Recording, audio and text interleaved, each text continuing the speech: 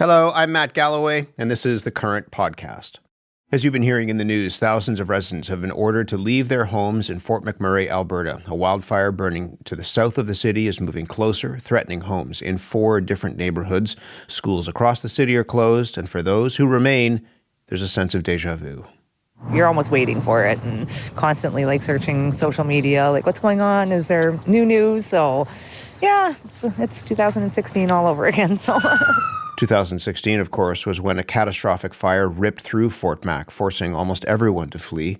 Marina Barnes evacuated from Fort McMurray yesterday. She's at a hotel in Lac-La-Biche this morning. Marina, good morning. Good morning. How are you today? Well, I'm okay, but how are you doing? You know what? I haven't slept yet, so technically it's still yesterday. The stress is starting to kick in now. Tell me a little bit about that stress and what the last 24 hours or so have been like for you. Oh man, well we've been on alert since the 10th, so we've had our bags packed and ready to go. But the last 24 hours have been insane. You wake up this morning and the whole city's completely filled with smoke, pure coughing fits in the morning. I went to work as a normal day. 2 hours into it, I was sent home, and then we were told we had a 2-hour evacuation alert. So that meant we weren't being evacuated at that moment, but we had 2 hours when the alert was sent out to evacuate. And not too long after, around 2:30 p.m., we got that evacuation, that emergency alert on our phones, and we were gone. Who did you go with? I went with a friend who actually lives around the corner from me. So we a friend, and then a dog, 2 cats, and a lizard. That's a whole car full of things. Yes, absolutely. It was jam-packed. What was the scene like on the highway when you were trying to get out of town?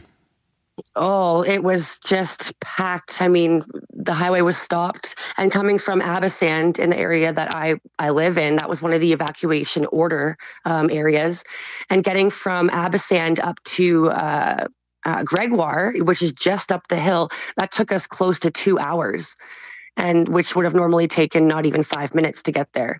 And then the roads were smooth sailing coming down towards Lac-La-Biche, but then once you hit 50 or coming up to 55, then it was just stopped all over again. But as you're leaving Fort McMurray and looking back towards it, the orange in the sky, the smoke clouds was the most unreal thing I've probably ever seen in my life. I was going to say, what was it like to see? Because you're getting out, but you can see the fire and the signs of fire around. What was that like?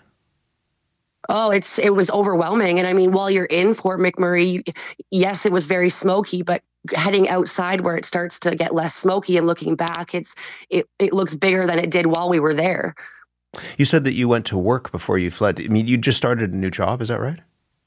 I did, yeah. Yesterday was actually my second day of my new job.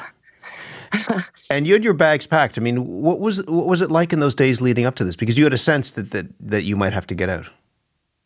Yeah. So, I mean, the fire was first found on the 9th. And then I guess the majority of Fort McMurray didn't hear about it until the 10th. So we did get that evacuation alert on our phones, which made everybody kind of panic because, you don't know what's going to happen. You don't know which way the wind is going to blow. So it was kind of, get everything packed and ready to go. And then it was the waiting game. And then, having all your stuff packed in bags, sitting at your front door, not knowing whether you're actually going to leave or not was really scary too.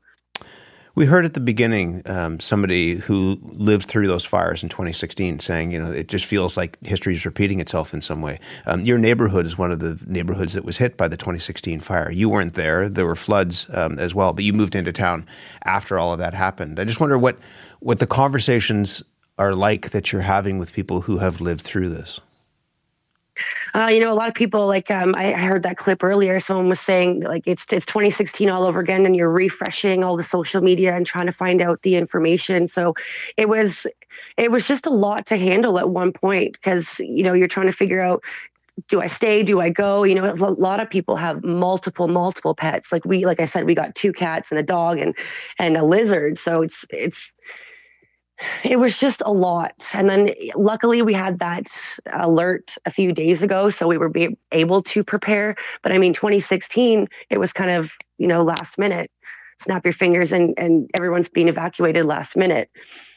So it's different this time. I think a lot of people were talking about how at least we had the alert and the warning ahead of time. And then I think because of the events in 2016, the majority of people that lived there and came back have had an emergency bag packed for this entire time. Just in case this, history repeats itself. Exactly. Yeah. Better safe than sorry. What happens now for you? I don't know. So we came down to Lac La Biche and to the evacuation center, and as soon as we got there, the hotel was full. So then they were trying to send the evacuees to Cold Lake. But then I heard that Cold Lake hotel was full as well. So when you register, you register and then the center calls you and tells you where to go. Well, we got to the registration center at 8 p.m. and didn't get a phone call until about 12:15 a.m. this morning. So we had gone off and booked our own hotel because we didn't want to drive to Edmonton or Cold Lake Sure. and then get turned around. So we just booked our own hotel. And then you'll wait and watch and see what happens. Yeah, exactly. So I'm expecting a call from the emergency services tomorrow, and they'll let us know if we're able to just stay in the hotel that we're in now or if we have to go somewhere else. And then we don't know how long we're going to be out for. So that's another really scary thing, is the unknown, not knowing if you're going to go home if you're even going to have a home to go to. You've had a day. I'm glad to talk to you. I hope you get some rest, and I hope things turn out all right for you. I mean, it's such a crazy thing to live through. It is. I mean, coming from Ontario, where we don't really get a whole lot of fires like this. I mean, I knew what I was coming into when I moved out here, but I didn't think it would happen. Marina, take care of yourself, and all the best. Thank you. Thank you so much. Take care. Marina Barnes evacuated from Fort McMurray yesterday, and she is currently staying, as you heard, in Lac La Biche.